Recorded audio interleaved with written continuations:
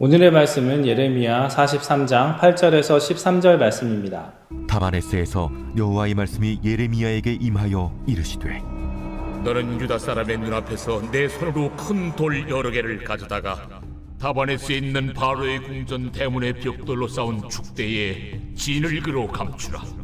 그리고 너는 그들에게 말하기를 만군의 여호와 이스라엘의 하나님께서 이와 같이 말씀하시되 보라, 내가 내 종 바벨론의 느부갓네살 왕을 불러오리니 그가 그의 왕좌를 내가 감추게 한 이 돌들 위에 놓고 또 그 화려한 큰 장막을 그 위에 치리라.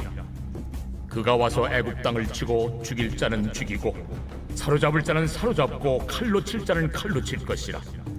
내가 애굽 신들의 신당들을 불지르리라.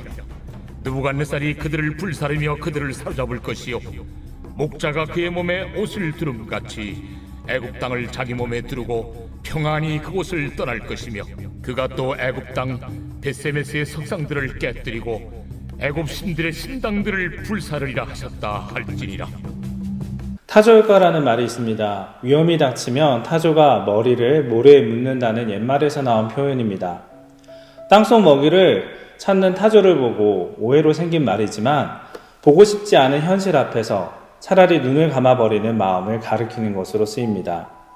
눈을 감는다고 현실이 사라지지는 않습니다. 그런데 그 가린 순간만큼은 안전하다고 착각 속에 살고 싶을 때가 있습니다. 오늘 본문의 이스라엘 사람들도 그러했던 것 같습니다. 하나님은 출애굽한 이스라엘 백성에게 분명히 말씀하셨습니다. 다시는 그 길로 애굽으로 돌아가지 말라.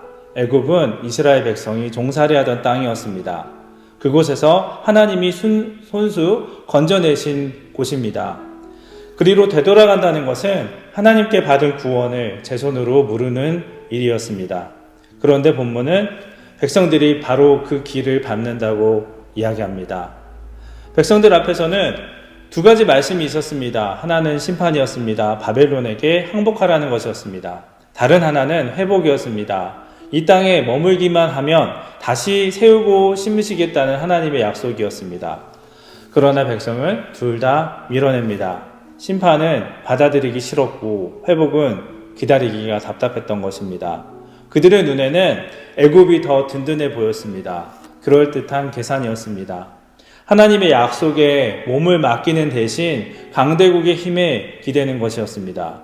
그렇게 그들은 돌아가지 말라고 하신 곳 애굽으로 내려갑니다.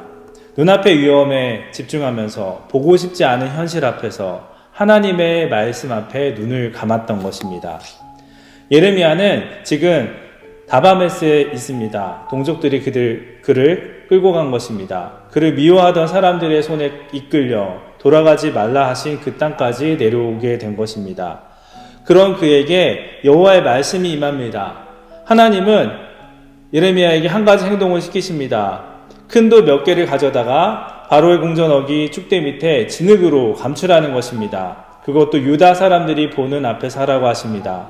예레미야는 전에도 이런 행동을 했습니다. 썩은 뱃띠를 보였고 오지병을 깨뜨렸고 멍에를 목에 메었습니다. 이번에는 돌을 감춥니다. 지금은 아무것도 보이지 않지만 훗날 이 돌 위에서 말씀이 그대로 이루어질 것이기 때문입니다. 왜 이렇게 말씀하셨을까요? 하나님께서는 그 까닭을 밝혀주고 계십니다.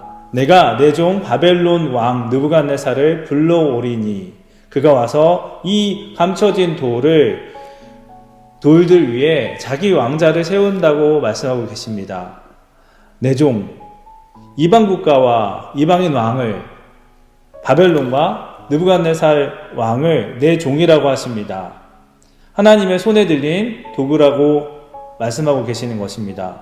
그들이 이스라엘 백성이 도망쳐온 그 끝까지 바벨론의 왕이 따라온다는 이야기입니다. 묻어둔 돌이 그 왕자의 받침이 된다는 얘기입니다.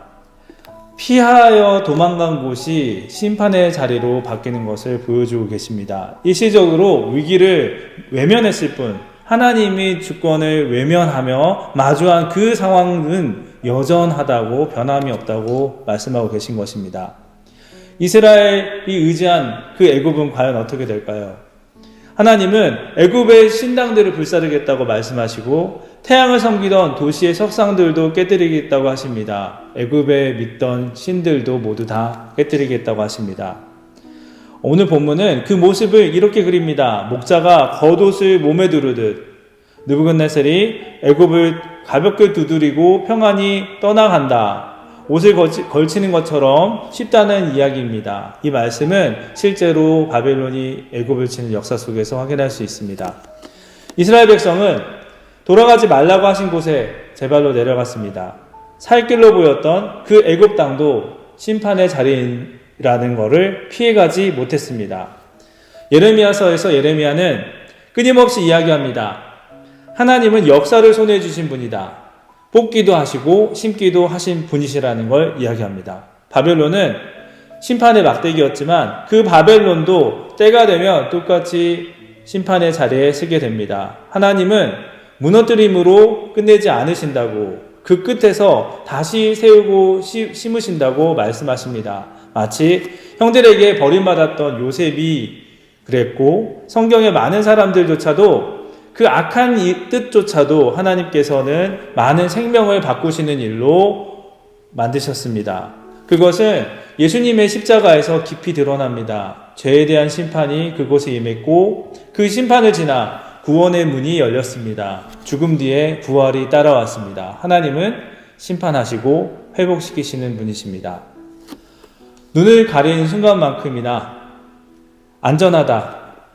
그리고 방법을 찾고 열심히 쌓아 올리기만 하면 된다고 말하는 그런 세상에서 살아가고 있습니다. 그렇다고 눈앞에 있는 상황과 영원한 진리가 사라지지 않습니다. 우리도 저마다 애굽으로 돌아가고 있는 것은 아닌지, 두려우면 가장 강해 보이는 쪽으로 달려가고 있진 않은지, 통장이 차면 안심하고 높아지는 자리와 사람들의 인정에 든든해하지는 않는지, 하나님의 약속보다 손에 잡히는 힘, 돈, 권력을, 명예를 먼저 붙잡고 있지는 않는지 뒤돌아봅니다.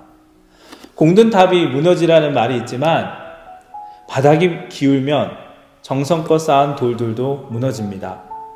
우리가 현실과 진리에 눈을 돌려도 하나님의 말씀과 하나님의 그 뜻은 그대로 임합니다. 외면해도 잠깐일 뿐 우리의 마음과 삶은 늘 하나님 앞에 드러나 있습니다.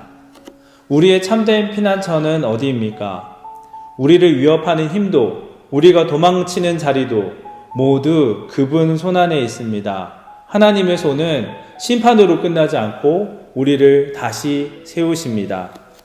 외면하는 이에게 등을 돌리지 않는 예레미야를 바라보며, 그리고 죽기까지 떠나지 않고 곁에 머무신 예수 그리스도를 따라서 그 사랑의 십자가, 부활의 복음을 끝까지 전하기를 원합니다. 그것이 우리의 사명입니다. 제 손으로 만든 피난처, 지금보다는 더 안전할 것 같은 옛 터전, 그곳이 아니라 예수님의 구원과 하나님 나라의 약속에 역사를 주신 하나님께서 우리의 삶을 이끌어 가시기를 원합니다.